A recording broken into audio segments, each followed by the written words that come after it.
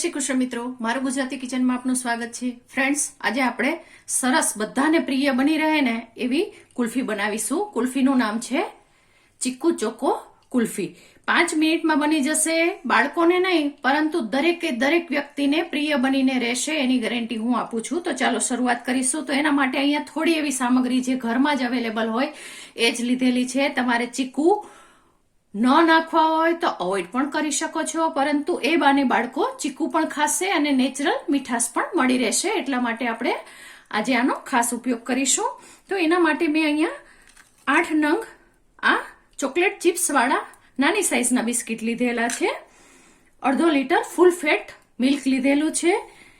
1 table spoon Bournvita powder લીધેલો છે. ન લેવો હોય તો અવોઇડ પણ કરી શકો છો, પરંતુ બોર્નવિટા નાખવાથી ટેસ્ટ ખૂબ સારો આવે છે, તો બાળકોને ખૂબ જ પસંદ પડશે. એટલા માટે લઉં છું. 1/4 કપ મિલ્ક પાવડર લીધેલો છે અને આપણે ખાંડ મીઠાશ પ્રમાણે લેવાની છે. તો ચાલો શરૂઆત કરીશું. તો એના માટે આપણે જે 8 નંગ બિસ્કિટ લીધેલા છે એને એક મિક્સર જારમાં બસ આવી જ રીતે લઈ લઈશું.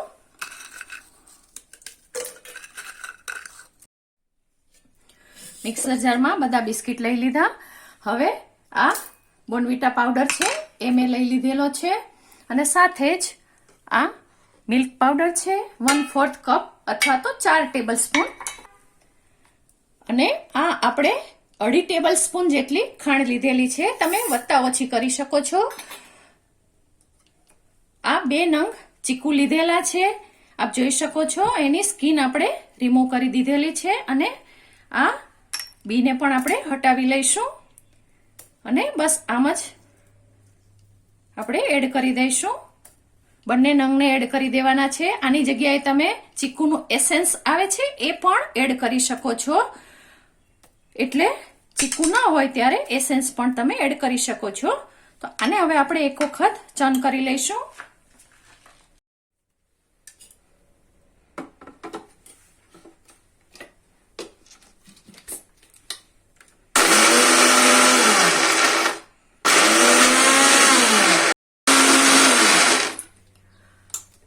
જુઓ ફ્રેન્ડ્સ, ખૂબ સરસ રીતે આ મિશ્રણ તૈયાર થઈ ગયું છે, આપ જોઈ શકો છો.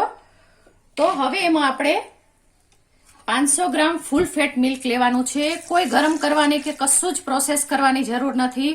આપણે સીધું આ દૂધ છે એ લઈ અને ચર્ન કરી લેવાનું છે. ખાસ ધ્યાન રાખવાનું છે કે આપણે જે આખી ખાંડ નાખેલી છે એ ઓગળવી જરૂરી છે, બીજું કશું જ ધ્યાન રાખવાનું નથી. તો આને આપણે ફરીથી એક વખત ચર્ન કરી લઈએ.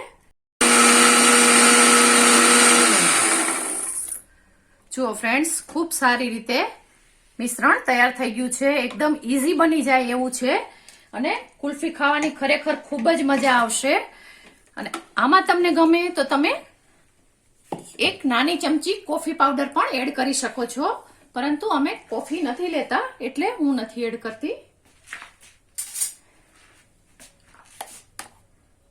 આપ જોઈ શકો છો મિશ્રણ ખૂબ સરસ રીતે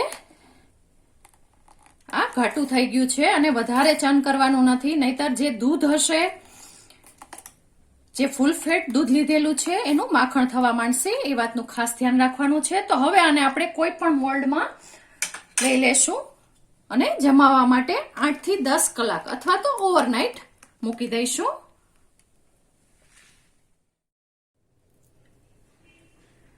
જુઓ, આવી રીતના મોલ્ડ આવે છે એમાં જમાવી શકો છો, અથવા તો તમે આ ગ્લાસ આવે એમાં પણ જમાવી શકો છો, અથવા આવા જે એલ્યુમિનિયમના મોલ્ડ આવે છે એમાં પણ તમે જમાવી શકો છો. તો 8 થી 10 કલાક અથવા તો ઓવરનાઇટ આને આપણે જમાવવા માટે મૂકી દઈશું. પણ ખાસ ધ્યાન રાખીશું કે આ ગ્લાસમાં આપણે જો જમાવાનું હોય તો 2 કલાક પછી સ્પૂન છે એને ઊંધી આપણે ઇન્સર્ટ કરી લઈશું, જેથી કરી અને આ ખૂબ મોટી સાઈઝ છે તો આને કાપવામાં આપણે ખૂબ સરળતા રહે અને આપણે આસાનીથી ખાઈ શકીએ. એટલા માટે તો આ પ્રોસેસ આપણે કરીશું અને પછી આપણે જોઈશું. તો આને હું ફ્રીઝરમાં જમાવવા માટે મૂકી દઉં.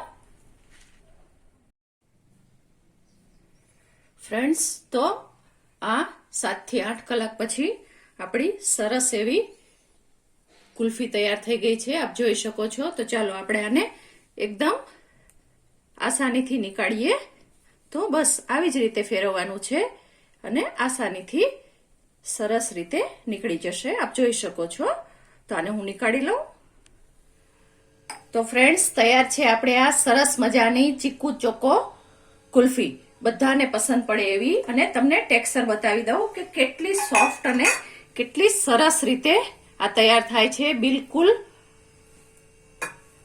બરફનો ભાગ નથી રહેતો અને ખૂબ સારી રીતે તૈયાર થાય છે. તો તમે આ ઉનાળામાં આને એન્જોય કરી શકો છો. ફ્રેન્ડ્સ, તમને મારી આ રેસીપી પસંદ પડી હોય તો મારી ચેનલને લાઈક, શેર અને સબસ્ક્રાઇબ ચોક્કસથી કરજો. આભાર મિત્રો. જય શ્રી કૃષ્ણ.